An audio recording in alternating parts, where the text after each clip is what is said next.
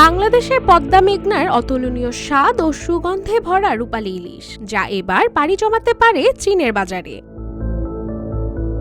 বাংলাদেশের জাতীয় মাছ ও গর্ব ইলিশ, যা আমদানির আগ্রহ প্রকাশ করেছে বিশ্বের অন্যতম বৃহৎ অর্থনীতির দেশ চীন। এমন তথ্যই উঠে এসেছে ঢাকায় নিযুক্ত চীনা রাষ্ট্রদূতের সঙ্গে বৈঠকে।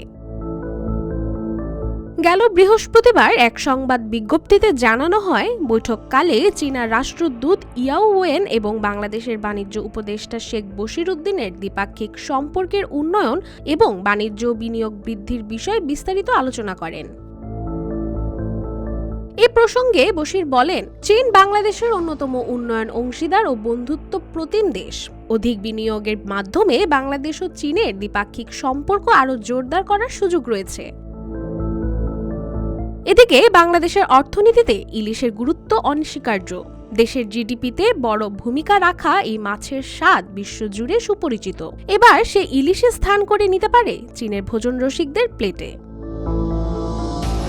সম্প্রতি বাংলাদেশ সচিবালয়ে বাণিজ্য উপদেষ্টা শেখ বশির উদ্দিনের সঙ্গে সাক্ষাৎ করেন ঢাকায় নিযুক্ত চীনা রাষ্ট্রদূত ইয়াও ওয়েন। বৈঠকে রাষ্ট্রদূত জানান, বাংলাদেশ থেকে ইলিশ আমদানিতে আগ্রহী চীন। বাংলাদেশের ইলিশ রপ্তানি শুরু হলে বৈদেশিক মুদ্রা অর্জনের নতুন দুয়ার খুলবে। তবে অভ্যন্তরীণ চাহিদা ও উৎপাদন ভারসাম্য রাখতে হবে।